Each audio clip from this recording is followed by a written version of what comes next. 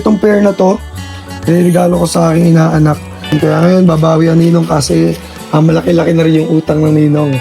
Pupunta tayo sa bahay nila para iabot personally itong ating pair na gift sa aking inaanak.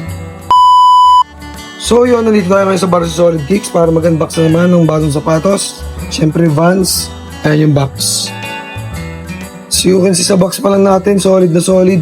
Malit lang yung box, kid size. Quick unboxing lang tayo.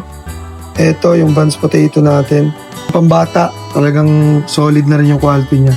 Siyempre, thick laces. Tapos, thick tongue. Ayan, kapal sobro, parang unan.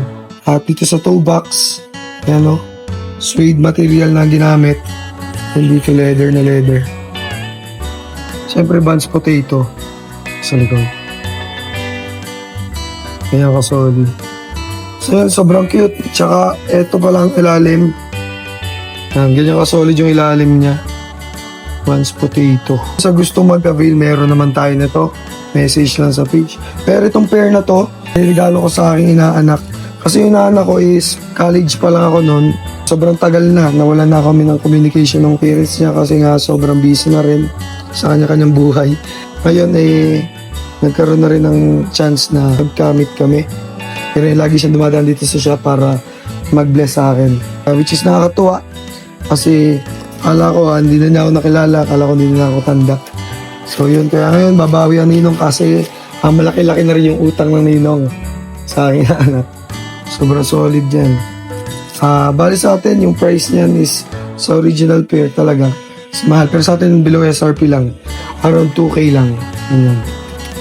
So yan, message na sa page, Barsi Solid Kicks. Abangan nyo na lang din, pupunta tayo sa bahay nila para iabot personally itong ating pair na gift sa aking inaanak. Yan. Let's go! So yun, punta na kami doon sa inaanak ko. Gabi na, kasi gabi na rin kami nakauwi.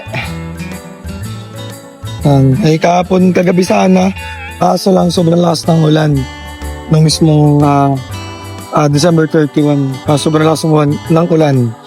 Kaya yun, ngayon na natin dadalhin, January 1 ng gabi. Late na yung Pasko, ang ating papasko sa aking inaanak.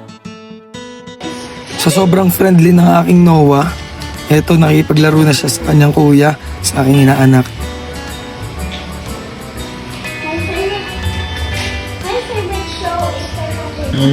Nakadin eh. Feel at home pa nga siya oh. Anak, bangon siya, nakakahiya ka na.